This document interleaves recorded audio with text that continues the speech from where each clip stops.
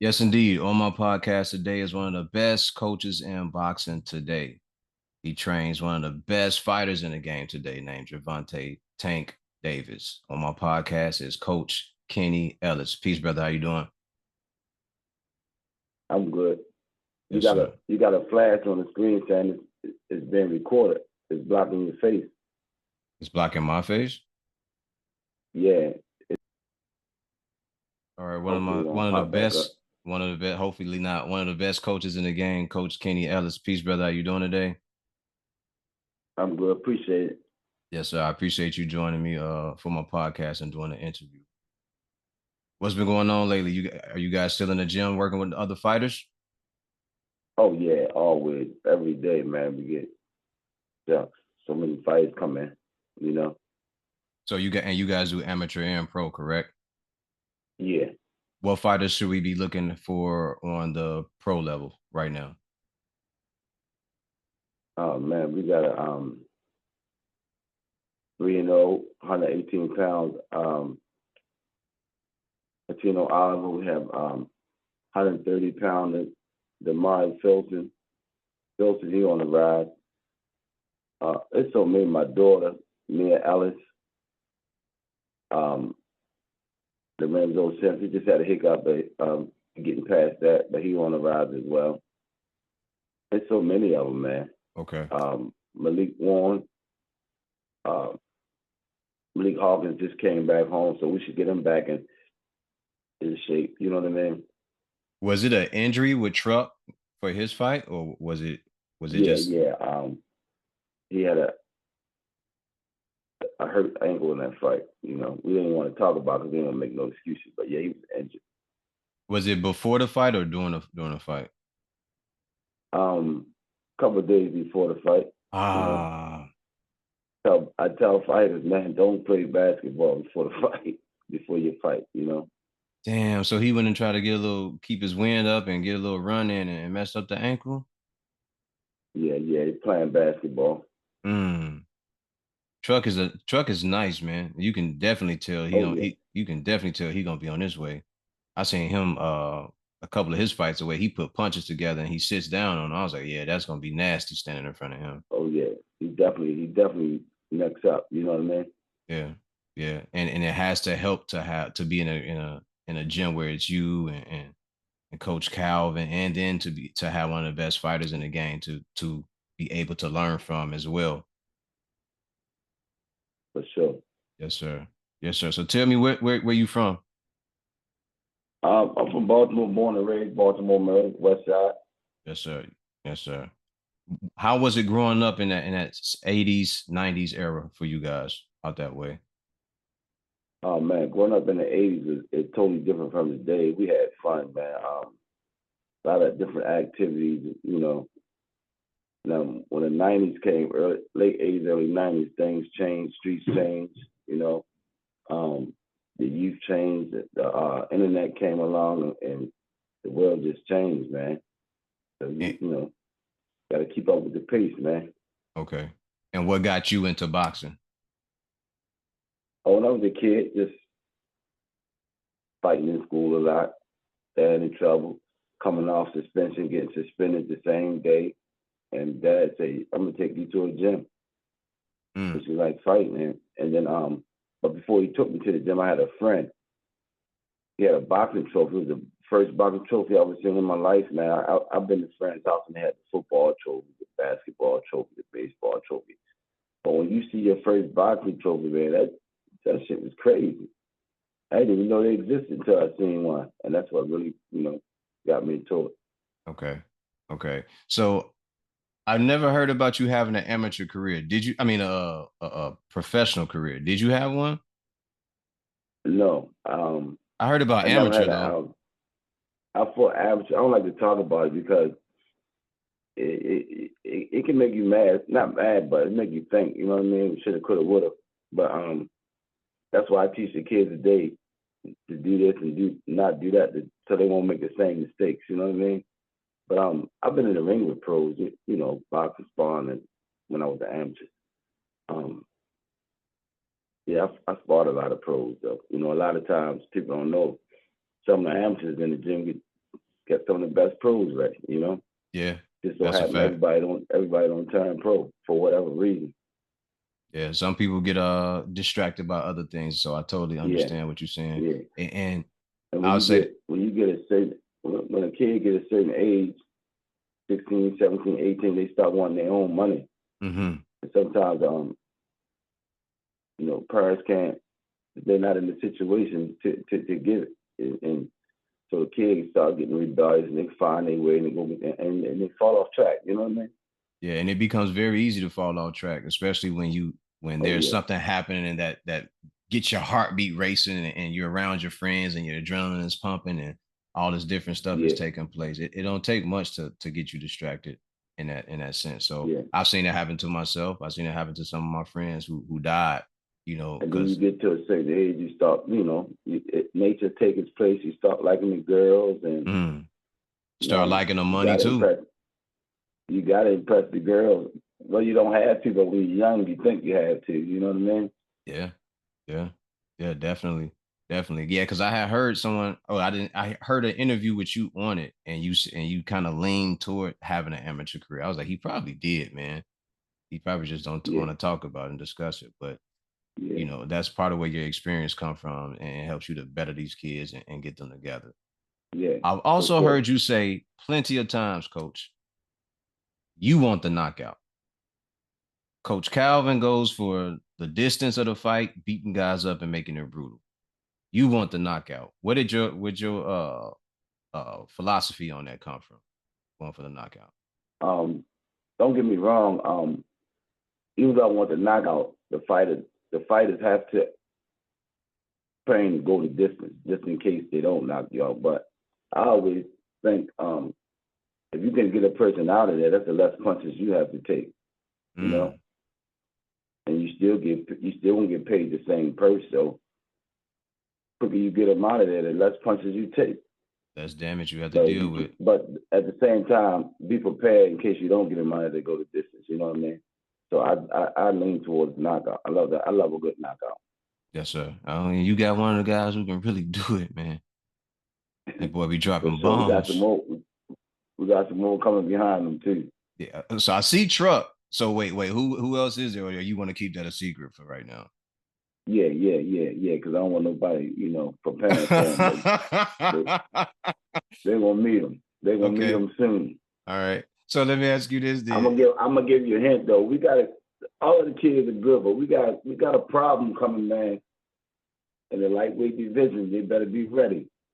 In the lightweight division. All right. Now I'm gonna have to scroll 100, y'all pages and 130-pound everything. division. We 130. got another one coming in the 130-pound division. Okay. He gonna be a problem. All Ain't gonna right. drop his name yet. Don't do it. I'll go figure it out. I'll go scour around. So let me ask you a question. Do you prefer, does it matter to you what stance a fighter chooses? Does that matter to you? You said what stand? The stance, whether it's orthodox or southpaw, do you even care about that at all? No, no. It doesn't matter, but let me see how I should put it. A lot of coaches today, man, you see more southpaws than ever because the coaches lack teaching. They don't have the desire to teach. They don't have the patience to teach like the coach, our the coaches used to. A kid come in the gym, if he's right-handed, he's going to feel uncomfortable learning on his left side. Mm-hmm. But it's the coach's job to keep him on his left side, until he perfect that left jab. But today, they come to the gym, oh, I'm strong on my right side because you right-handed. You Right. don't do what you want to do. And the coaches letting them slip, letting them do it because they lack the patience. It's the coaches lack the patience. That's where all these southpaws coming from. Yeah, because it's bigger than ever that we have southpaws now. And I remember growing up, And they then said, some of the coaches never ever grubbed up amateur or pro, so they really don't know. yeah, yeah, because I remember You know what I'm saying? the coach I had told us, he was like, your strong hand is your backhand. You keep it back here. That way, when you launch it, Exactly. that's the punch. You know what I mean? The jab is everything to And set it up. then you have that fighter, that kid that say, I'm even handed because he don't want to take his time to listen. So he gonna argue with you saying I'm even handed. So if you're even handed, take this football, let's go outside. I want you to throw strong 50 yards with both hands. I want it to be just as strong. I want the ball to go just as long. If you even-handed, you should be able to do that. If you're not even-handed, that ball ain't gonna go. It's just as hard and just as strong. You know what I Nope. mean? It's gonna go off to The the side kids, somewhere and be wobbly and yeah. So everything. kids have to understand, man. They you don't do what you want to do when you walk in the gym, but you have these coaches that just, oh yeah, he is strong on the side because they lack the patience. Yeah, You know what I mean? Or they don't have the knowledge. absolutely. So now when you look up, you see so many southpaws because it's the coaches. It starts at the gym. The coach I had told people if you wanted to switch hands or you wanted to box from another stance, show me you can brush your teeth, play basketball, and everything else like that. Yeah, I mean it's good to have a fighter that can switch, you know. Absolutely. But if you can't switch, a lot of times the fighters today think because they fight in a southpaw, they have to go southpaw along with that southpaw, and that's not the case. You just need to learn how to fight a southpaw from an orthodox stance, or vice versa. Yeah, because I used to coach, I would watch fights with Pernell Whitaker, and he would jab to the inside from his southpaw stance. He would jab coming from the outside, stepping over the foot in the L shape and everything. I would watch him do it many ways. I was like, man, it's just a matter of patience and being dedicated to actually do it. Like you can do it. You just got to be able to stick in there and want to do it. That's it. Yeah, yes, sir. So from that, let's stay on the southpaw stance. We saw Errol Spence versus Terrence Crawford. Bud stayed southpaw the entire fight. Do you think for the rematch, Errol Spence should get like a Erickson Lubin or maybe even Tank to come in there and spar with him? Not to give up any game or anything like that, but just to spar with him and get him ready for a fight like that, boxing from southpaw. I mean, I mean, he should definitely have some southpaws in the camp, Mm-hmm. but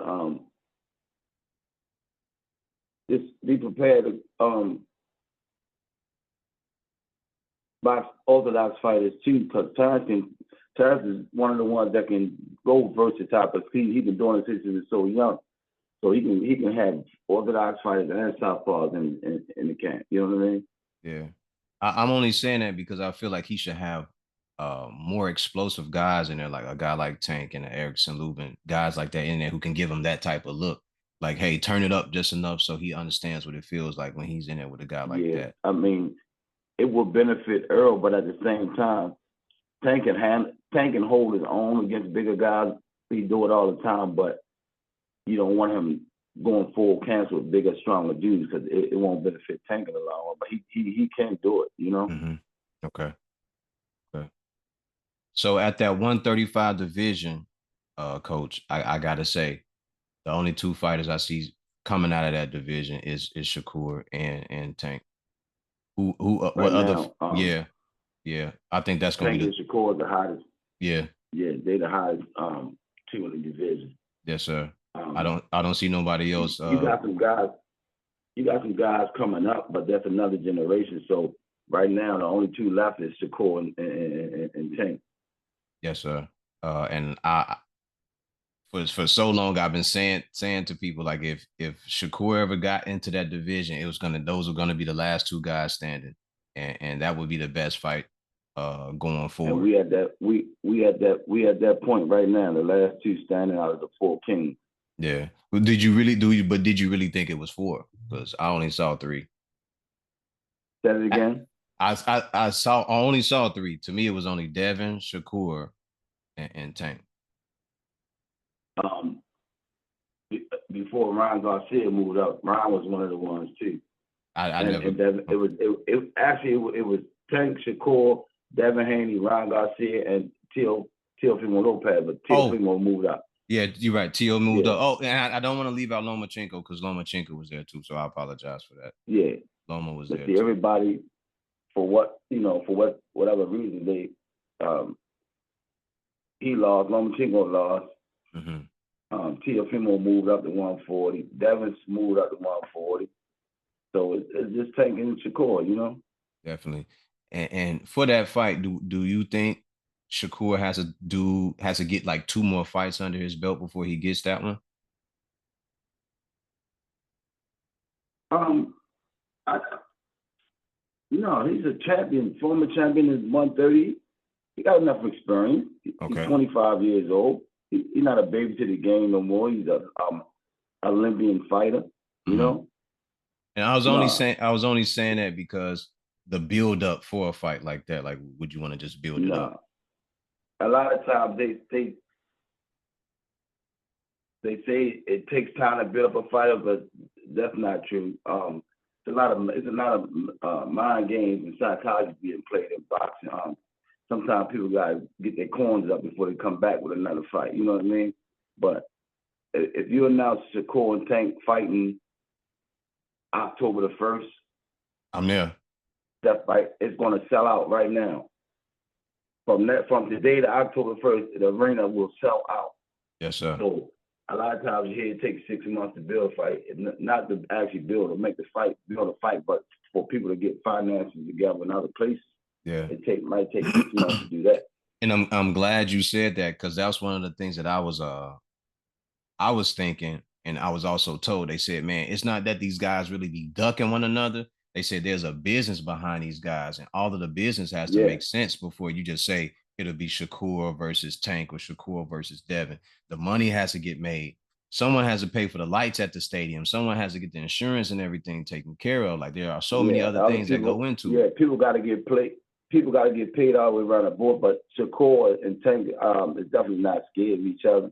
Hell no. But sometimes people around the fighter could be afraid to lose money. You know, like But coach, that's part of the game that come with it. yeah, they would never tell a fighter that they don't believe in it. That they don't. I don't say they don't believe they will win. They would never tell a fighter that. But a lot of times, the people around the fighter they don't believe. You know, To be even if the honest, fighter coach, believes. Like I believe in Tank, but you know, some people don't really believe in their fighter, but they'll never tell them that. but to be, and it's just my honest opinion, I thought it would always be Devin. I mean, I always thought it would be Tank and Shakur. I always thought that. Yeah, when Shakur was 130, Tank used to be 130. When Tank moved up to 35, I said Shakur the new king at 130. The Tank is the king at 135. I said that before Shakur moved up to 135. Now they both is at 135, and I still say Tank is the king. Tank is the face of boxing. I No can't offense wait to for that Shakur fight. and his team, but no offense. Coach, I can't wait They, for they, that fight, man. I think that's going to be one of the best fights, man. oh yeah, that's gonna be huge, man. That's I gonna be feel, huge. everybody talks about Tank's his explosiveness and his power. Coach, I really feel like this may be the fight where he show everybody a little bit more than what they used to seeing. The only way you're gonna get the best boxing ability out of Tank is to go 12 rounds with him, Yeah. because that's the only way you're gonna see it. It had to be a reason for Tank to go 12 rounds. The only reason he's gonna go 12 rounds is if he can't get you out of there. Mm-hmm. He went 12 rounds with uh, uh, Isaac Cruz because he had one hand going into the fight, so he boxed him. If Tank didn't have one hand, Isaac Cruz wouldn't have never seen the 12th round. Nah, and I think I have I don't bet like that, but I'll just say to people who I got winning the fight, and I said I don't think he'll make it past the 11th round. And Uh, no, uh, not. oh, Hold 1 second. go ahead. And for me, I was like, the way he comes out with all that, with all the aggression and stepping to guys and everything. I was like, I don't think he gets past between 9 and 11. It only take a while before Tank understands what that is, and he'll catch him in between the punches, because the guy just comes forward. He doesn't really do anything. There's no technique to set up anything. I don't see why that fight will go too long. You back with me, coach?